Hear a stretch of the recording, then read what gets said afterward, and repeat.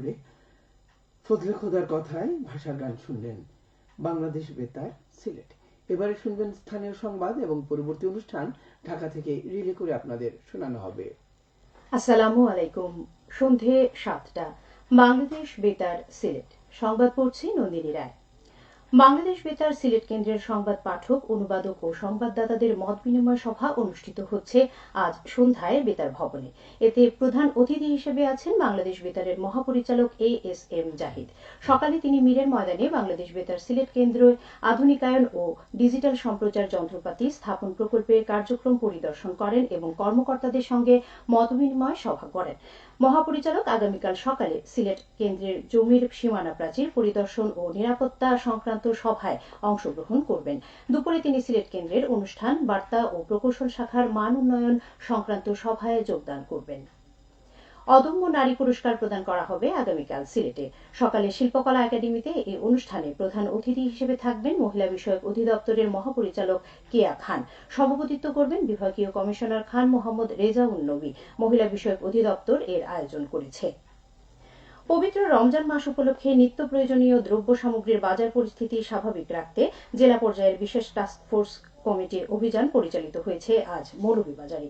সদর উপজেলার পশ্চিম বাজার, কুদরতুল্লাহ রোড সহ বিভিন্ন স্থানে নিত্য প্রয়োজনীয় দ্রব্য সামগ্রী উৎপাদনকারী প্রতিষ্ঠান, শাকসবজি, মাছের বাজার, চাউলের বাজার ও ডিমের আড়ত সহ অন্যান্য প্রতিষ্ঠানে মনিটরিং ও সচেতনতামূলক কার্যক্রম পরিচালনা করা হয়। অভিযানে মূল্য তালিকা প্রদর্শন না করা সহ বিভিন্ন অনিয়মের দায়ে 4টি প্রতিষ্ঠানকে জরিমানা করা হয়। এ সময় ন্যায্য দামে ভোজ্য তেল সহ অন্যান্য পণ্য সামগ্রী বিক্রয় করা সহ কোনো পণ্য অবৈধ মজুত করে কৃত্রিম সংকট সৃষ্টি না করতে ব্যবসায়ীদের নির্দেশনা দেওয়া হয়। বিএনপির কেন্দ্রীয় কর্মসূচির অংশ হিসেবে সিলেটে গণসমাবেশ অনুষ্ঠিত হয়েছে আজ। নগরের রেজিস্ট্রারি মাঠে গণসমাবেশে প্রধান অতিথি ছিলেন বিএনপির চেয়ারপারসনের উপদেষ্টা পরিষদের অন্যতম সদস্য সাবেক এমপি সৈয়দ মোয়াজ্জেম হোসেন আলাল। এছাড়াও বিএনপির কেন্দ্রীয় নেতৃবৃন্দ এ সময় বক্তব্য দেন। জেলা বিএনপি এ সমাবেশের আয়োজন করে।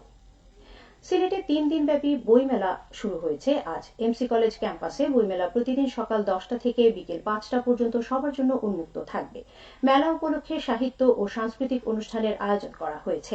মুরারিচাঁদ কবিতা পরিষদ এর আয়োজন করেছে। মহান 21শে ও আন্তর্জাতিক মাতৃভাষা দিবস উপলক্ষে আলোচনা সভা অনুষ্ঠিত হয়েছে আজ মৌলভীবাজারে। কেন্দ্রীয় শহীদ মিনারে অনুষ্ঠিত সভায় প্রধান অতিথি ছিলেন সাবেক সংসদ সদস্য এম নাসির রহমান।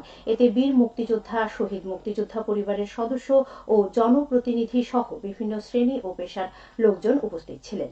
প্রজন্ম 71 এর আয়োজন করে। এবারে শুনুন কৃষি সংবাদ।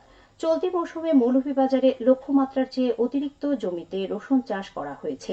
এবার জেলায় রসুন চাষ করা হয় 1676 হেক্টর জমিতে। জেলায় 1287 হেক্টর জমিতে রসুন চাষের লক্ষ্যমাত্রা নির্ধারণ করা হয়েছে। গত মৌসুমের চেয়ে এই মৌসুমে 458 হেক্টর পরিমাণ বেশি জমিতে রসুন চাষ হয়েছে। এই পরিমাণ জমি থেকে 4366 মেট্রিক টন রসুন উৎপাদিত হবে বলে আশা করা যাচ্ছে। খেলার খবর। ফুটবল বিভাগীয় সিলেট পর্যায়ে প্রাথমিক বিদ্যালয় গোল্ড কাপ ফুটবল টুর্নামেন্ট আজ শুরু হয়েছে। এতে বিভাগের 4 জেলার 8টি বালক ও বালিকা দল অংশ নিচ্ছে। উদ্বোধনী দিনে অনুষ্ঠিত হয় 8টি ম্যাচ। সকালে নগরের মাসিমপুরে ক্রীড়া কমপ্লেক্স মাঠে টুর্নামেন্টের উদ্বোধন করেন অতিরিক্ত বিভাগীয় কমিশনার দেবজিৎ সিংহ। আগামীকাল একই ভেন্যুতে অনুষ্ঠিত হবে সেমিফাইনাল ও ফাইনাল। বিভাগীয় প্রশাসন ও বিভাগীয় প্রাথমিক শিক্ষা অধিদপ্তর যৌথভাবে টুর্নামেন্টের আয়োজন করেছে। সবশেষে আবহাওয়া। রাত 1টা পর্যন্ত পূর্বাভাসে বলা হয়েছে সিলেট সহ পার্শ্ববর্তী এলাকার জন্য কোনো সতর্কবাণী নেই এবং কোনো সংকেতও দেখাতে হবে না। আজ সিলেটের সর্বোচ্চ তাপমাত্রা ছিল 30.9 ডিগ্রি এবং সর্বনিম্ন 17.8 ডিগ্রি সেলসিয়াস। বাতাসের আর্দ্রতা ছিল সকালে 74 এবং সন্ধ্যায় 44%। আগামীকাল সিলেটে সূর্যোদয় হবে 6টা বেজে 23 মিনিটে এবং অস্ত যাবে 5টা বেজে 49 মিনিটে। সংবাদ শেষ হলো।